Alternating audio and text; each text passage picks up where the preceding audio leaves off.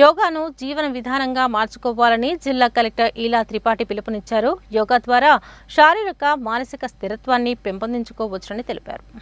11వ అంతర్జాతీయ యోగా దినోత్సవాన్ని పురస్కరించుకుని శనివారం జిల్లా కలెక్టర్ ఈలా త్రిపాఠి నల్గొండ పట్టణంలోని ఓ ప్రైవేటు పాఠశాలలో ఆయుష్ శాఖ, పతాంజలి యోగా సమితి సంయుక్త ఆధ్వర్యంలో ఏర్పాటు చేసిన యోగా దినోత్సవ కార్యక్రమానికి ముఖ్య అతిథిగా హాజరై యోగాసనాలు వేశారు.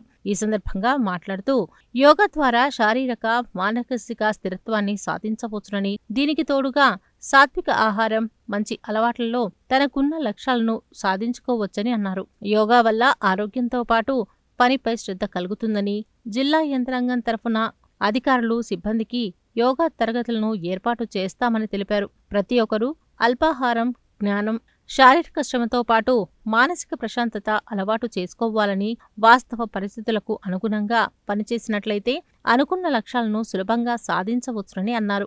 రెవెన్యూ అదనపు కలెక్టర్ జె. శ్రీనివాస్ మాట్లాడుతూ యోగా ద్వారా మానసిక ప్రశాంతత పొందవచ్చునని అన్నారు. ప్రతినిత్యం ఒత్తిళ్లతో గడిపే ఉద్యోగులకు యోగా తప్పనిసరి అని, దాని ద్వారా మానసిక ప్రశాంతత పొందవచ్చునని అన్నారు. జిల్లా వైద్య ఆరోగ్య శాఖ అధికారి డాక్టర్ పుట్ల శ్రీనివాస్ తదితరులు మాట్లాడారు. ఈ సందర్భంగా విద్యార్థులు యోగా విన్యాసాలను ప్రదర్శించగా, కొంతమంది చిన్నారులు సాంస్కృతిక కార్యక్రమాలను ప్రదర్శించారు. అనంతరం జిల్లా కలెక్టర్ యోగా గురువులను సన్మానం చేసి ప్రశంసా పత్రాలను అందజేశారు. RDO Ashok Reddy, incharge CEO Srinivasa Rao తదితరులు పాల్గొన్నారు.